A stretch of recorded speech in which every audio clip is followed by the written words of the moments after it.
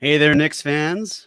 Welcome to another episode of Cap Rules Everything Around Me. Cream, get the money, dollar bills, y'all. My name is Jeremy Cohen. Very excited to be here with you today. It is a gorgeous day in New York City. If you happen to be here, squeezed in a quick bike ride in between work and this, and I am pumped. I am ready to go. Let's have fun with this. So, my one big thing today. For those of you who maybe were off Twitter or not really watching TV, may not have seen Alan Hahn. He talked about Bradley Beal, and he mentioned on ESPN when he was with Mike Greenberg about how he thinks the Knicks should go after Bradley Beal.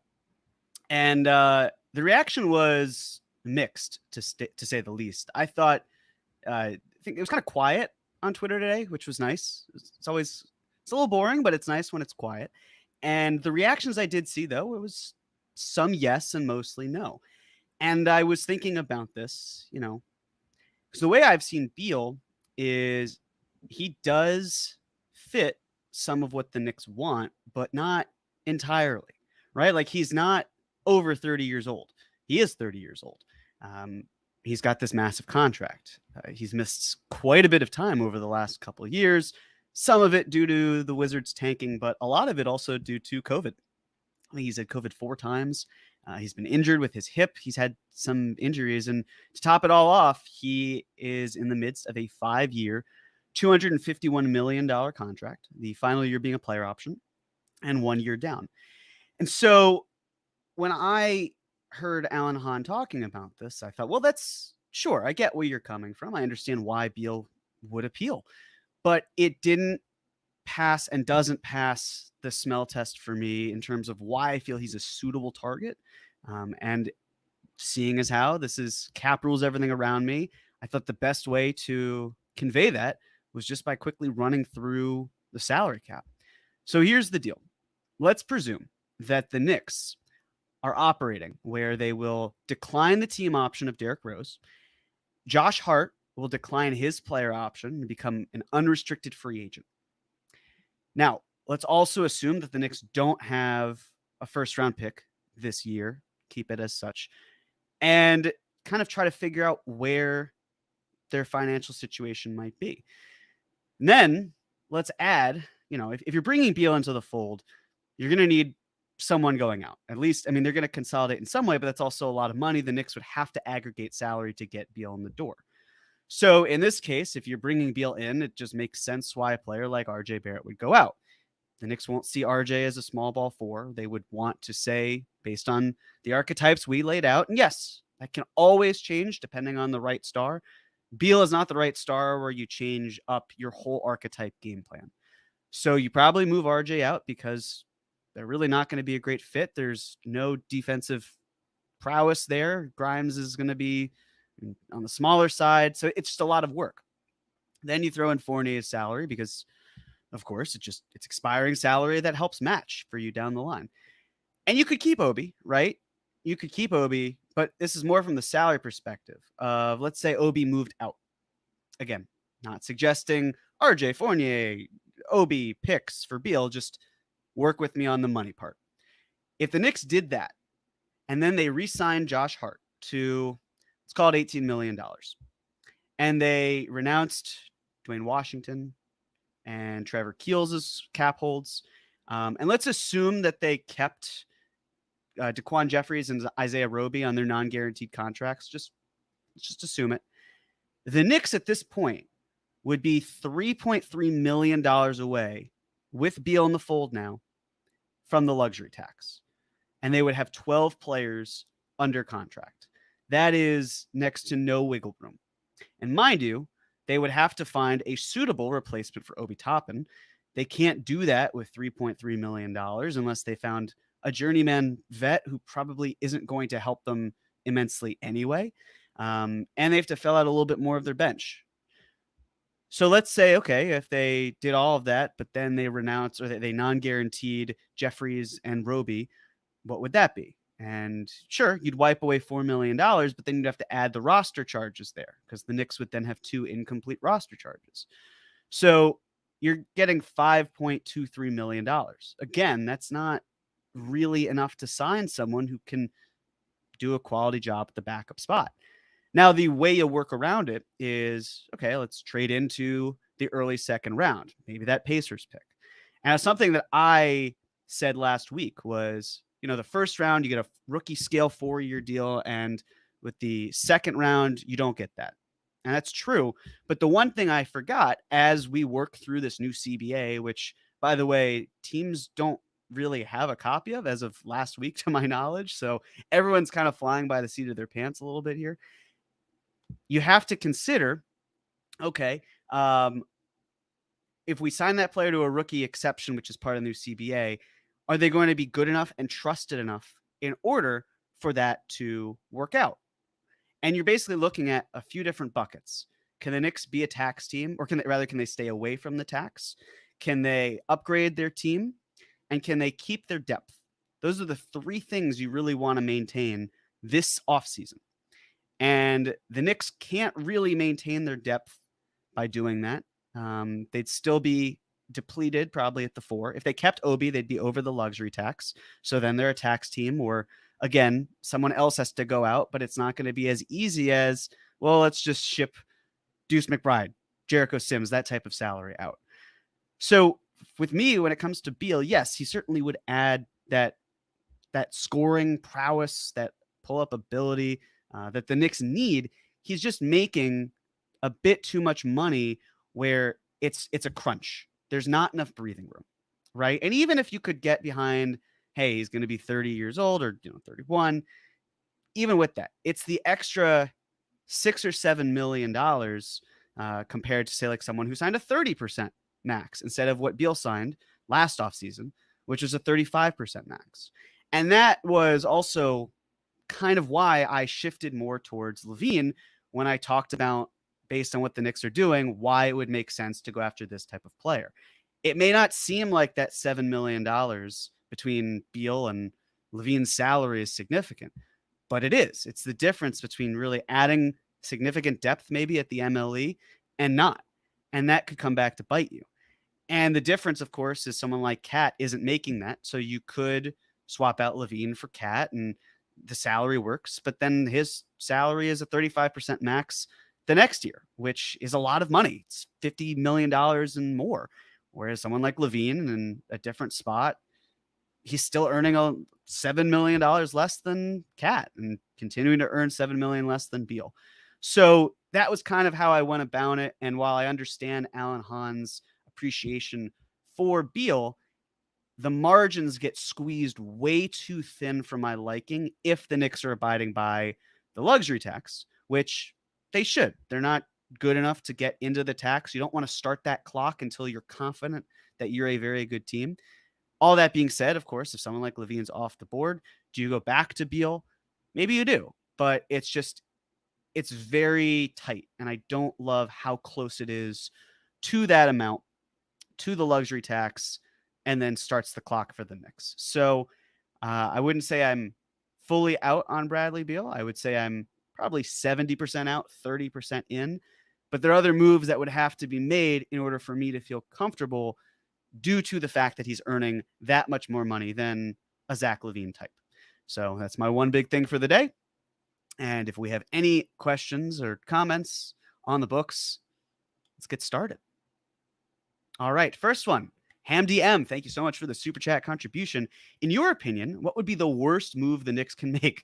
Beal, if a player with a no trade gets traded, does that carry over? So it should not carry over. As soon as someone like Beal would say, I waive my no trade protection, should be able to be moved after that.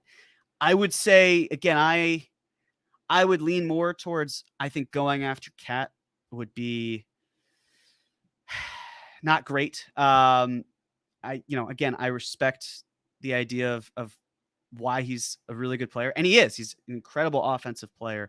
I just struggle with what he brings at the 5, what he brings at the 4. It doesn't feel like he has the best attributes at either position when push comes to shove. And that's why, as I've said before, you really need to have some sort of adequate to elite defender at the 4. A lot of the best teams in the last 10 years or so, the Nuggets Look at what they did with Aaron Gordon and how important he was to that team. He was able to take a back seat.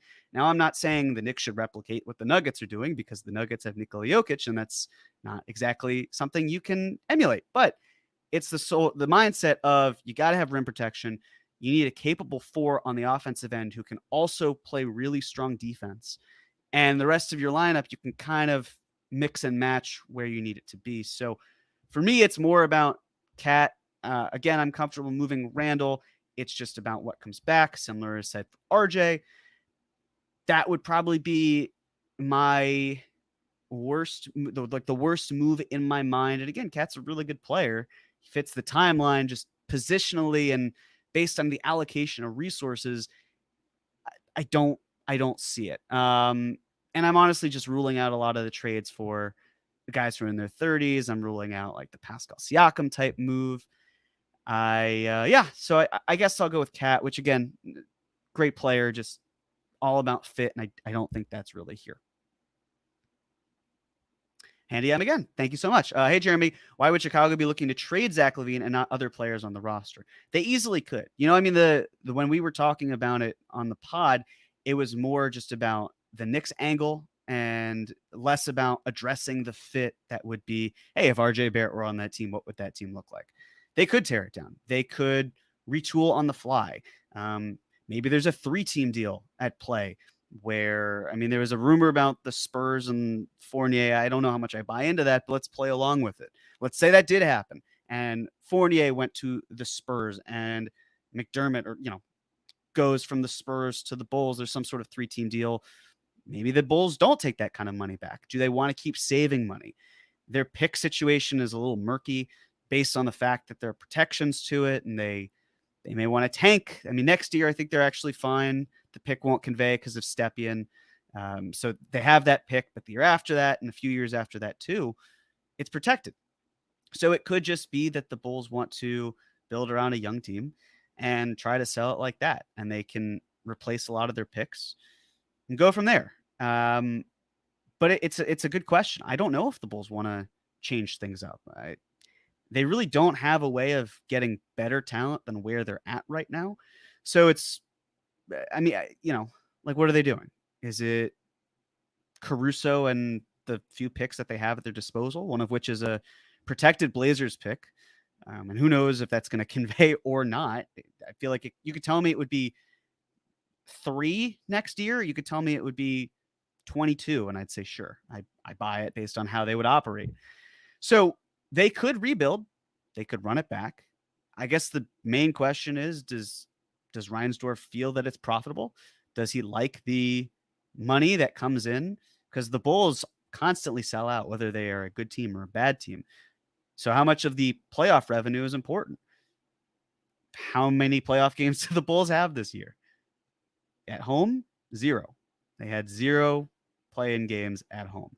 They had 0 playoff games at home. They won 1 on the road and they lost 1. So I'm sure there's some gate receipts that are shared, but it's not like the Bulls could really profit off of that. So at what point does management say, well, we could retool on the fly and this is probably our best opportunity to do it? They're talking so loudly that I just wonder if they're trying to speak something into existence. Like, oh yeah, we're definitely retaining Nikola Vucevic. Maybe they are. Maybe it's also a way for them to try to test the market and see if they can do a sign and trade. Maybe they want to move DeMar DeRozan to a team.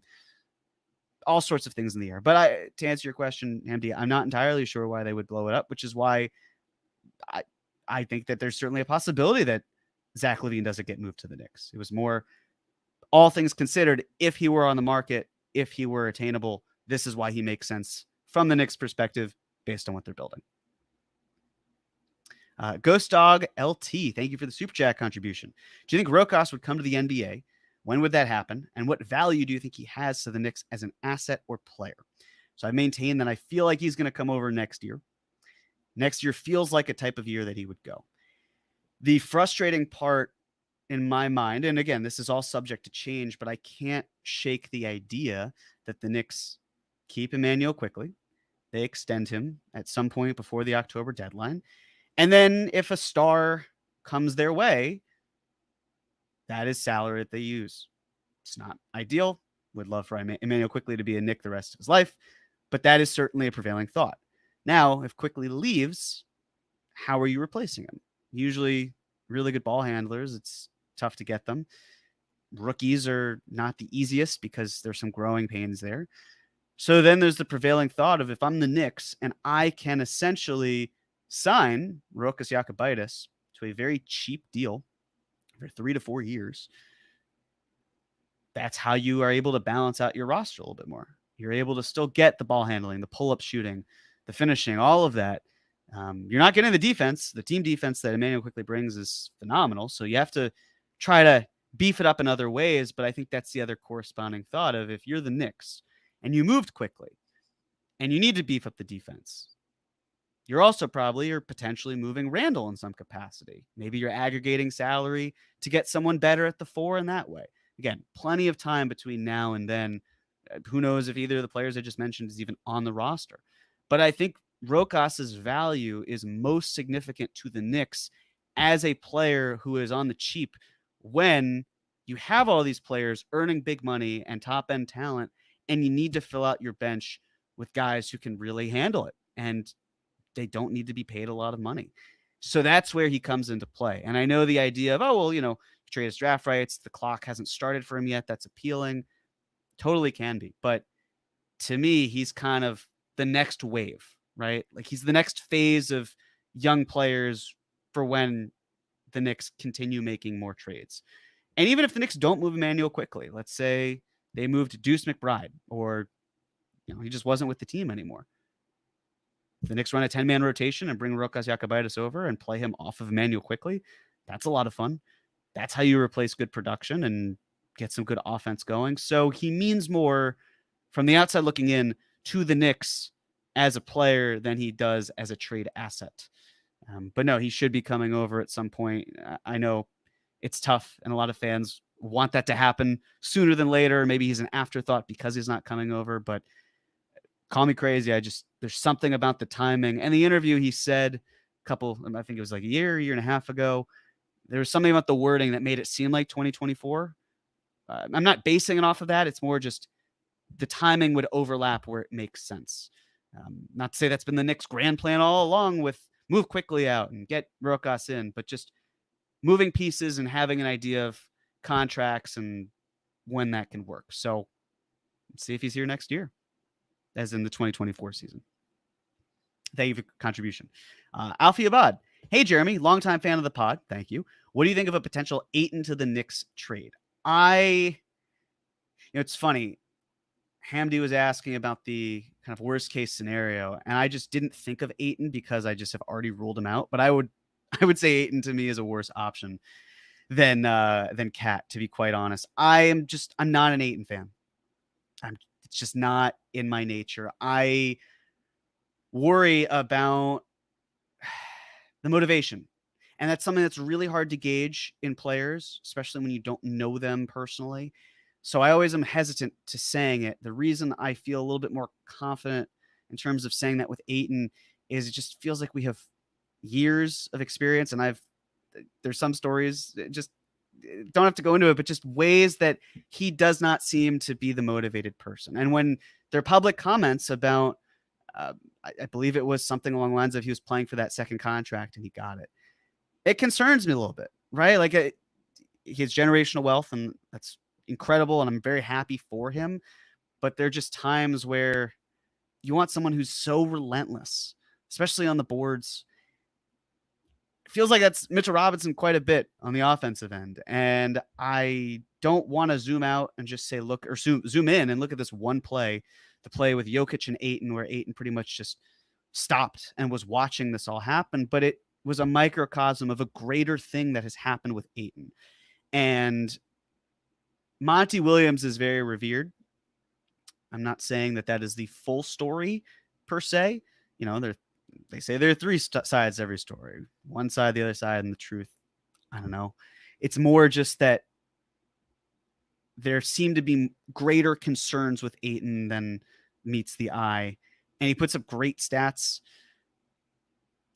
I don't like that fit here in New York. He's a player I really wouldn't love the Knicks to go after. He does add the dimension with the face-up game on the offensive end. It's really just an effort thing for me that I get concerned about.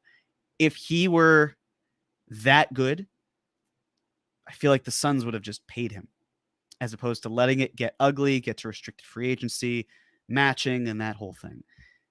I just feel as though he's going to cost more to the Knicks than he is worth. And there are other teams that are going to, like, is Dallas going to do it? Dallas has a habit of not being able to retain talent. So it stands to reason that they might want to trade some sort of their assets for someone who they know will not leave for a few years. It's just not an interest for me for the Knicks based on a multitude of factors. So, Alfie, not super interested. Hamdi, I'm going to revise my answer, and I'm going to go with Ayton. Hamdi again, thank you. Is Tibbs up for an extension soon? He should be. I wouldn't be surprised if he were extended. Let's see. He's been 3 years into a 5-year contract. I guess the prevailing question here is, does he crap the bed in the playoffs next year? Right? If he doesn't, it stands to reason if the Knicks bring him back, if he's entering the 5th year of a 5-year contract, that the Knicks would just extend him. The Knicks have shown in the past, or I should say James Dolan has shown in the past, that he's not worried about paying someone to go away. So if you're thinking, oh my God, the Knicks extended Tibbs, that means we're stuck with him forever. No, it just means he got more money. He's probably staying a little bit longer, but he got paid. It's really more of an assurance thing. You don't want coaches to go into a next season or executives who are like, hey, where's my contract? The Bob Myers thing seemed a little ugly towards the end. Ultimately, he said he just didn't want to do it. I don't blame him. I wouldn't want to have to deal with that luxury tax bill and say to Steph, Clay, and Dre, hey, here's why it's not going to work. So he went out on top, so to speak. I would imagine that Tibbs is extended at some point, if not this season, the next offseason. But it really depends on if it's really bad, then that's that.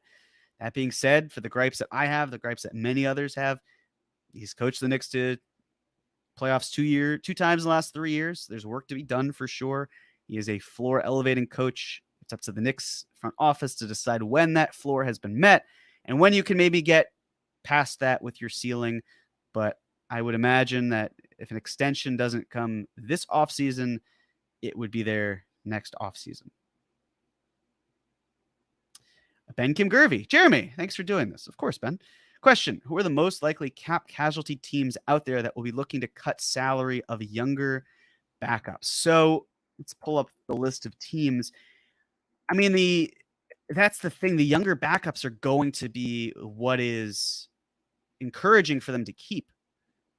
Like the Pelicans, they're going to run into some issues with more of their top-end talent potentially. It's going to be hard to pay everyone. But this report with Shams, where in case for those who didn't know, who didn't see it, Shams was reporting that the Blazers, and there's a pick on the market, and the number 3 might be shopped. The Pelicans were in the running. I'm sure it could be Zion. It could be Brandon Ingram, because Brandon Ingram is up for a contract in 2 years, whereas Zion's under contract for 5 more years. I took it as, okay, well, who is this benefiting? Yeah, it could benefit the Blazers for sure, maybe to drum up the market there. There's also the prevailing thought of, what if it's the Pelicans leaking it to Shams to try to put pressure on the Hornets? What if the Hornets are saying, well, maybe we'd like Brandon Ingram here.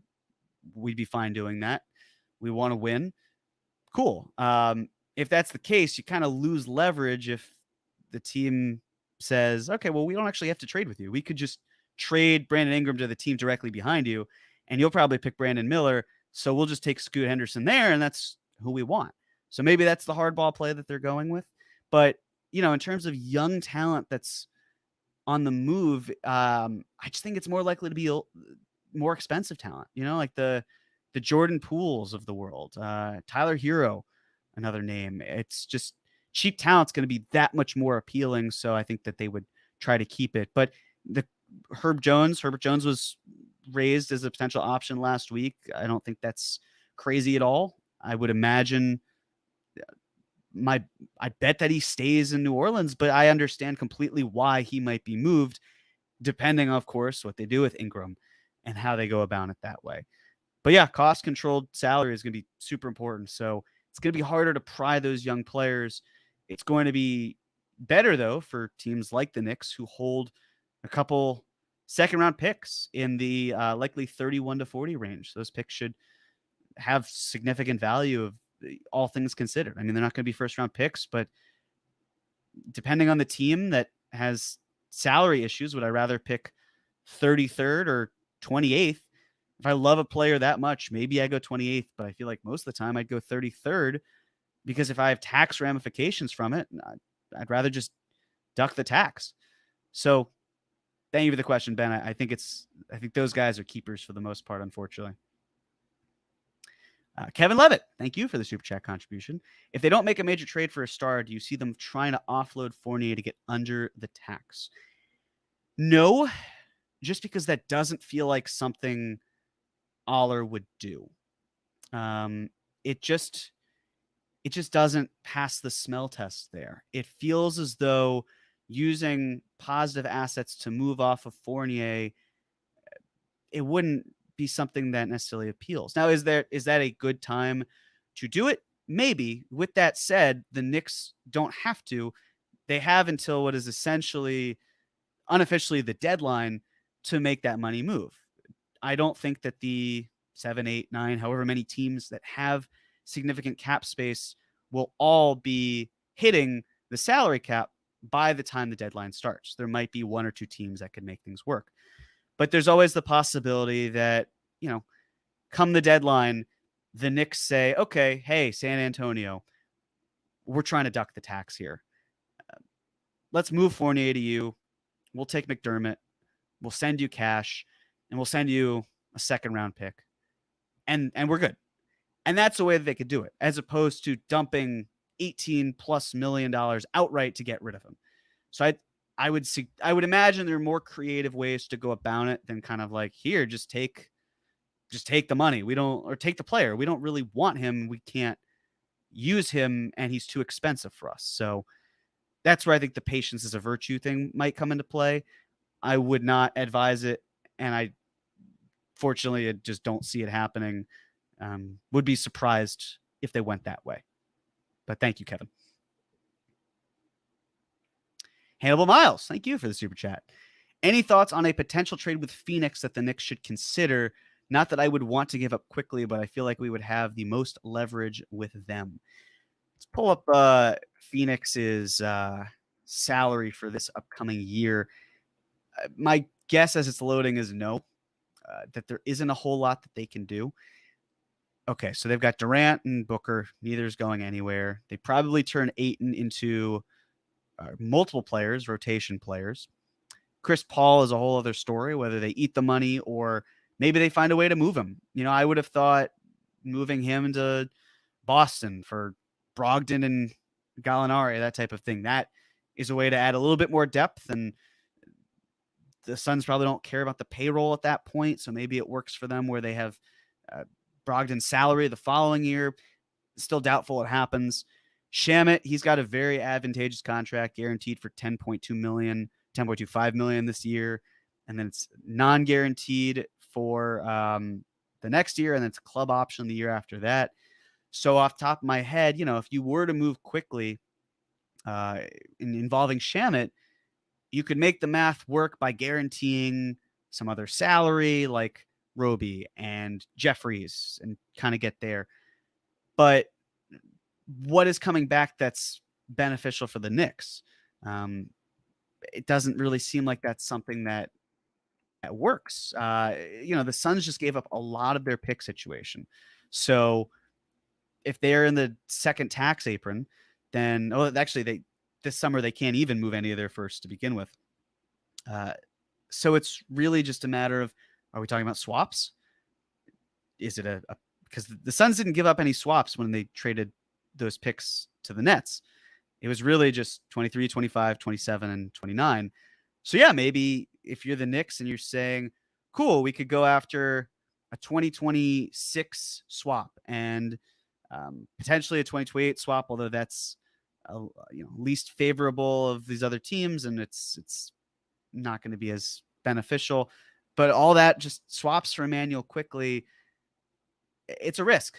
It's a significant risk because you are basically betting on the Suns to shut it down and to trade out their picks. But the 2026 draft, I would imagine that Durant is still on the team.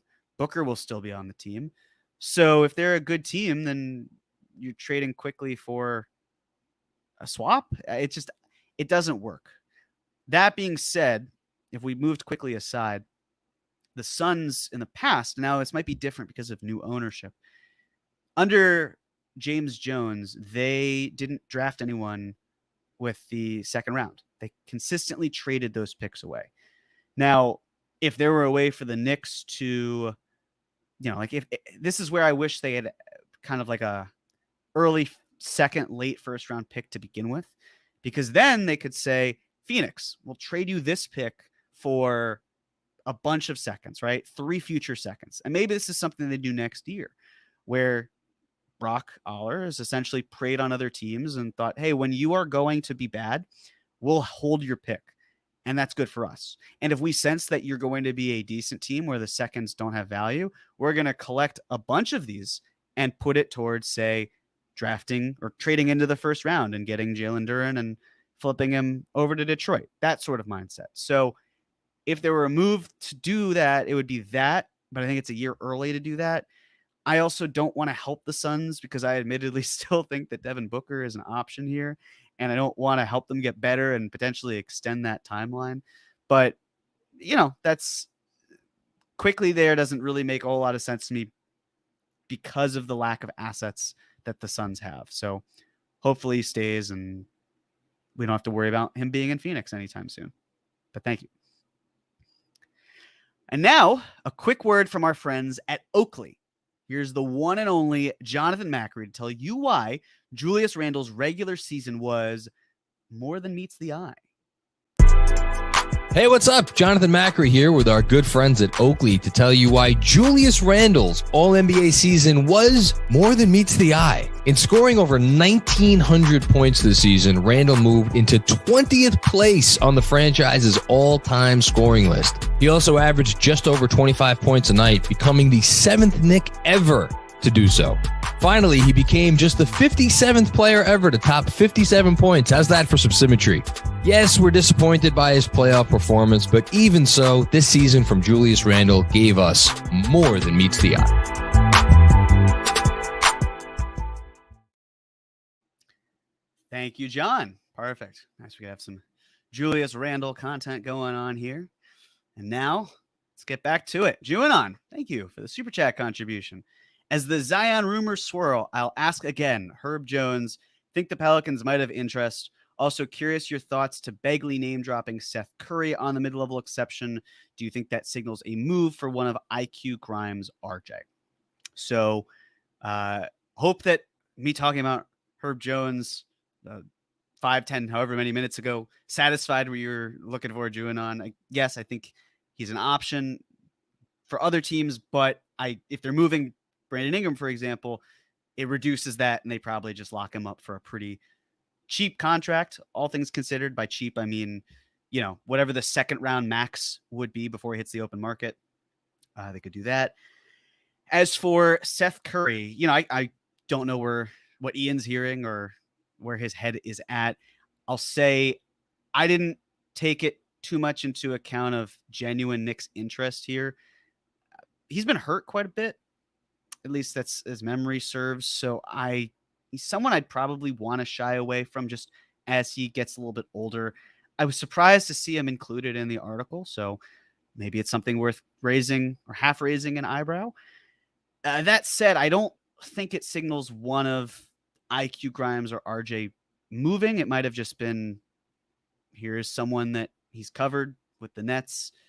That's an option. That works. I don't think one has anything to do with the other, but I'm not the one who's pounding pavement ear to the ground right now, working before the draft.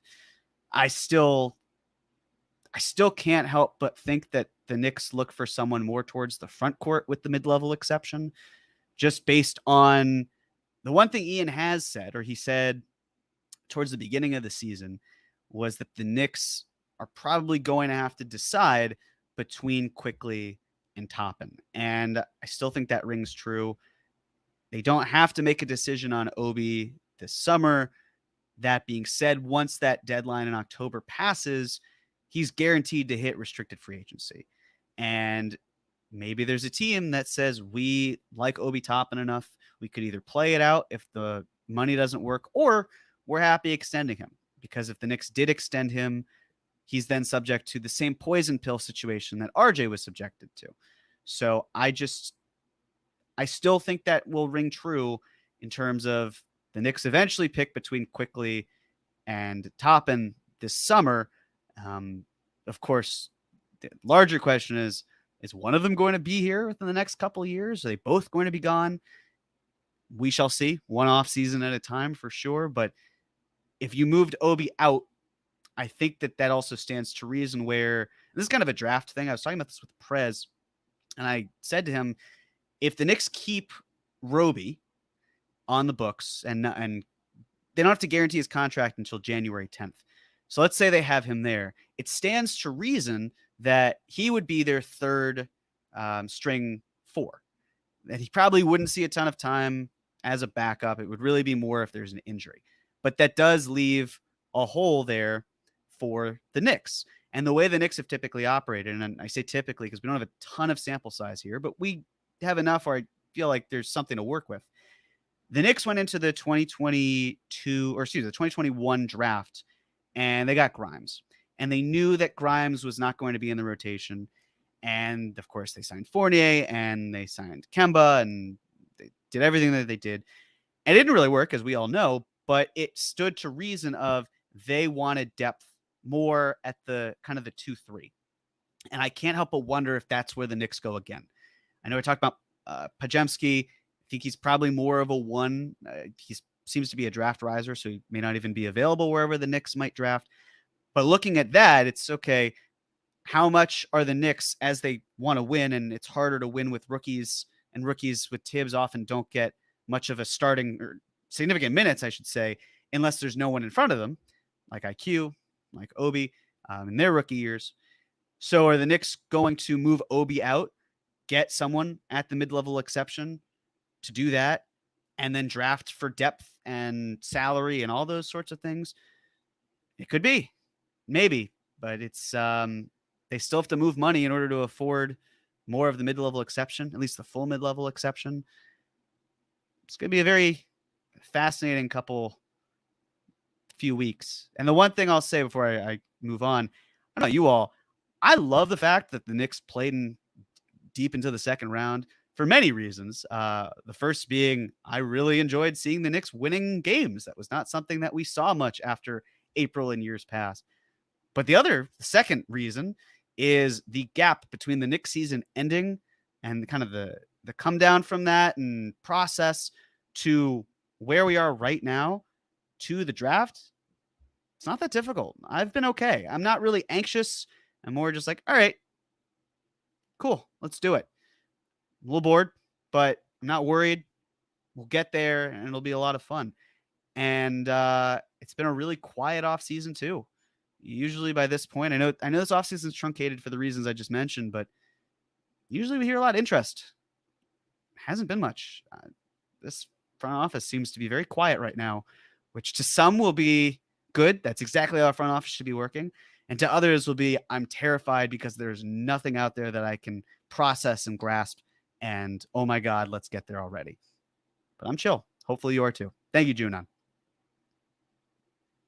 Greg B, thank you for the super chat contribution. How much money rotation players are making nowadays? Is the 12.2 MLE alone really enough to make an ECF level jump? I'm starting to think a trade is the only way to meaningfully improve the roster. Absolutely, Greg. John and I talked about the mid-level exception last week, and really what you're getting from the mid-level exception, you're getting salary that you can try to move in future trades, and you're getting depth. You're adding to your depth, but typically speaking, the pieces that you add to your depth don't raise your ceiling, they'll raise your floor. So do I think that anyone signed with the mid-level exception gets the Knicks to the Eastern Conference Finals? Absolutely not. Nope. I think they will play a contributing role, but top-end talent is what wins in the NBA. And that doesn't get solved with the mid-level exception, it gets solved with a larger trade, especially when it comes to consolidating. So we're on the same page there, Greg. Thank you. SC, how about Kuzma at the 3, where you don't trade Randall, which the front office doesn't want to do, and you move RJ to the 2, where he can focus his evolution on defense, then add DiVincenzo and Watanabe. Okay. So in order for this to really, there are ways of doing this. They're extremely complicated. The least complicated would be Kuzma opting in to his contract and being traded for Fournier and picks, right? Okay, let's just assume that would be the case. Unlikely, for sure, because Kuzma's likely to opt out, and then you have to deal with base year compensation, and the rules of that game are ugly. But even still, I think the greater issue is, okay, now we're talking about what? Brunson, RJ, Kuzma, Randall, likely Mitchell Robinson. Mitchell Robinson has zero help on the defensive end. Now, I say that knowing full well that Kuzma had a really good defensive season last year. He played very nicely. Always have to wonder, is that a contract year?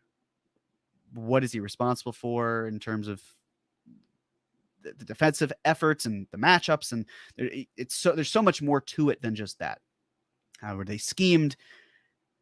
The challenge here is, if I go back to the archetype standpoint for just a moment, okay, you have RJ working on his defense, but you don't have anyone 1 through 4 who I would consider, generally speaking, to be a great defender.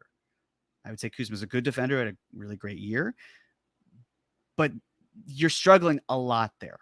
And RJ working on his defense is important, but the expectation is now too much, right? For example, the year that it didn't work out with Kemba, Fournier, and Barrett, obviously the Knicks put 3 players who were not strong defenders on the court together. And based on how they've operated, a lot of the tougher matchups likely would have gone to RJ Barrett. And RJ wasn't able to succeed. And that was on the front office for adding 2 players around RJ who just were turnstiles. And he was caught in an uncomfortable position.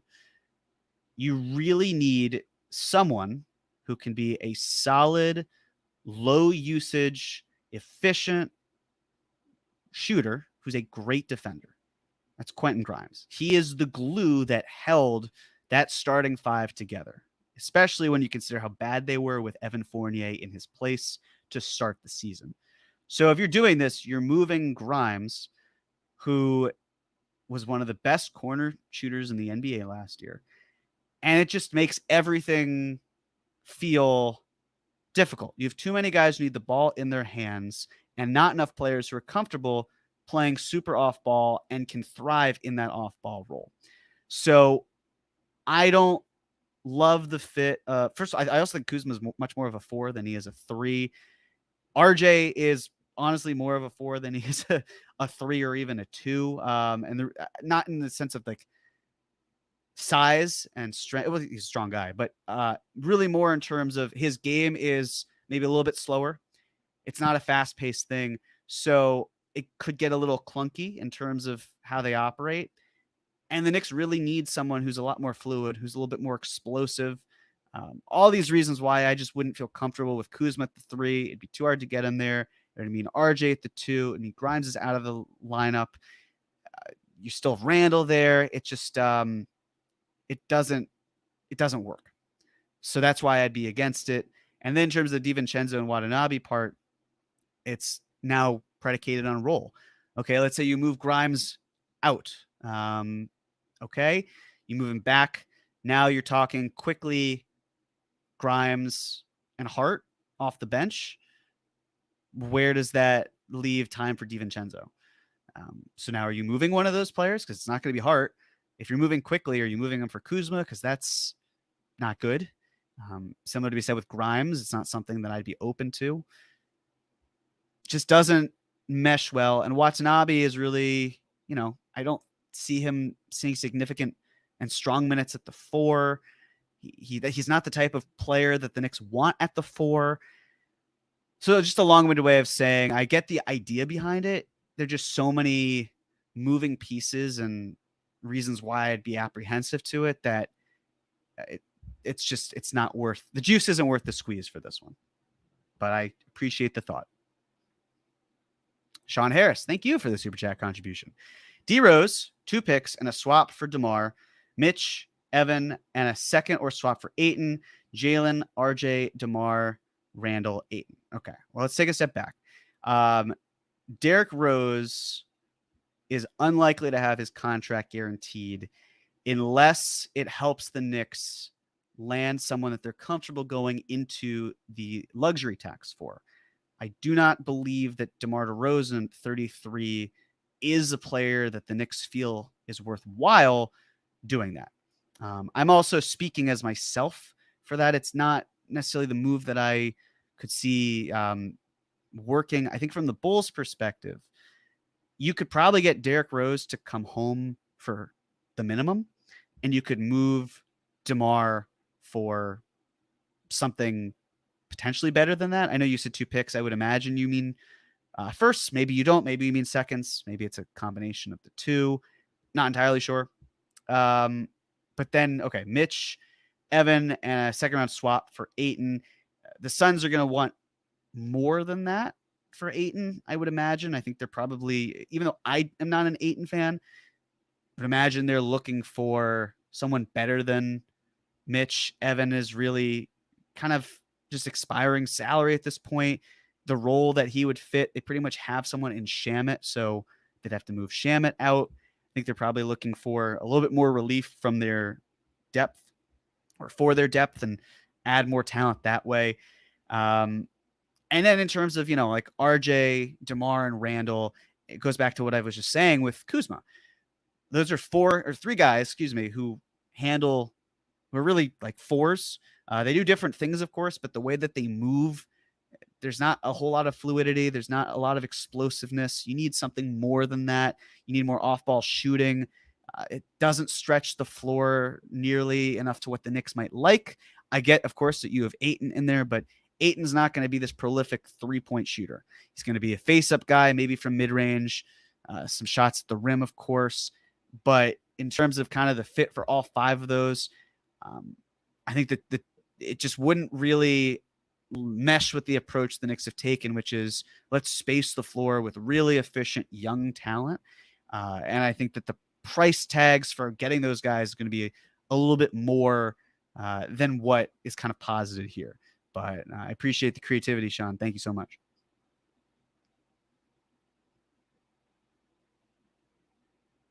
JBRI, thank you for the super chat contribution. Levine aside, it's hard for me to imagine this front office making a major move for one of the other guys potentially available, Dame, Beal, Cat, etc. Starting to think the rotation may basically say the same you. I'd still be surprised, but I just want this to be out there. I saw this on Twitter, and I thought it was completely rational. I believe it was David Perlmutter who tweeted it. If the Knicks run it back, it does not mean that they are running it back because they want to run it back. It could very easily mean that they just did not find the right suitors or the right package, and nothing lined up well enough for them to go forth and do it. And again, as I said with the RJ Barrett and Julius Randle, cap or no cap, especially with RJ, it's not worth moving RJ just to move RJ. If it's a bad deal, don't do it. You can find a way to keep him, and then you try again if that's where the Knicks mindset is of we still need someone to change things up. But yes, if there's a player who does not fit with what they are doing and their identity, and if there's a talented enough player who would cause them to change up their identity, but that player isn't available, then there's an understanding for why they would run it back. I still just have a hard time seeing it, but I'm with you, JB, in the sense of well, what are the right options? What are the ideas and the targets that make sense if it's not LaVine, if it's not any of those other players listed?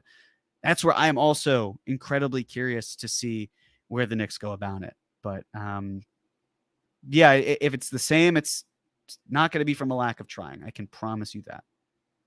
Thank you. And then we got Therano Fakelo. I'm so sorry. I'm butchering your name. My apologies, but thank you for the super chat contribution. Hi from Greece. Imagine there is no cap. Want your opinion on fit. Which one would you rather? Paul George, Cat, Mikal Bridges, Shai Gilgeous-Alexander, Zach LaVine, Bradley Beal. All right, I'm going to go in order of this for the Knicks. So number one is going to be SGA. Has to be SGA. Incredible young talent. I don't see him going anywhere from Oklahoma City anytime soon. He's number one. Number two, interesting. This is where it gets tricky. I know this is going to come off as a hot take. I get it. It's going to be LaVine, not Mikal Bridges. Mikal, I've got 3. Here's the reason why. Availability is best ability, and that's what Mikal Bridges has. He's not missed a game. He is incredible talent, fantastic two-way player. The issue for me, because again, he'd be a great fit here. It's really about kind of what the Knicks are lacking here. And what the Knicks are really lacking, in my opinion, is the pull-up threat that LaVine presents. Great finishing, ability to play it really well off ball. Mikal does that too. He really does. I'd love to have him here too. It's neck and neck, but LaVine wins it out for me just based on the driving ability. It's so important for what the Knicks need in terms of their offense. So that's because it's basically like, hey, what if we get RJ, but he can pull up and he can finish and he's a little bit more explosive, but he just costs a lot more and there's some lingering concerns. It's not a little bit more expensive. He's certainly more expensive. That's where I'm at. But Mikal it's like 2A, 2B. Let's put it that way. Then after that, I'd have to go with Bradley Beal. Again, we're ignoring the salary cap, which is perfect.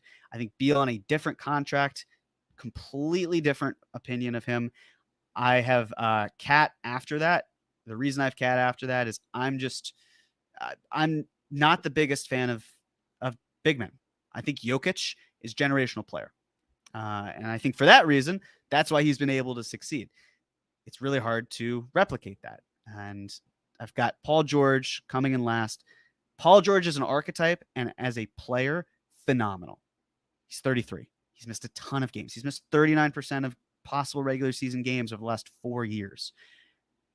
I can't, in good conscience, say like, yeah, that's totally fine. Let me elevate him over other players. It's really tough for me to do that. I don't think the timeline meshes. I think by the time the Knicks really hit their peak, it's probably, even with Paul George, it's like 2 years in. So now we're talking about a 35-year-old Paul George, extension eligible.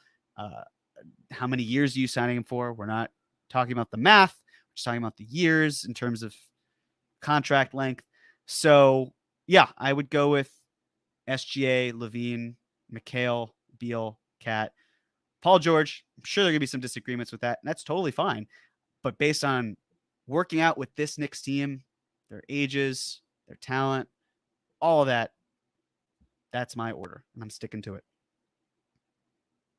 Thank you so much all for tuning in. Please remember to like the video, subscribe to the channel, and turn on notifications. If you're listening, please leave a 5-star rating and a review. It's great. Happy we could do this. We're going to do this again. We're going to do it next week. We've got some really great content coming up. We're in the home stretch right before things get especially fun. I'm looking forward to draft night and the pandemonium that ensues. I'm sure it's going to be chaotic because what Knicks draft has not been chaotic. So get ready for that. We got an episode with John coming out this week. Got the casuals on deck too. Draft class is going to be coming back, I believe, as well. So got some good content. And as always, thank you so much for sticking around. Really appreciate it for another episode of C.R.E.A.M. I guess Andrew putting it in the chat, so I'm allowed to say what it is or who the guest is. We got Fred Katz coming. So Fred will have some insight in terms of what the Knicks maybe will do or could do or won't do, or who knows? We'll see what that's all about. But thank you all so much again. Have a great rest of your day, evening, and we'll talk soon.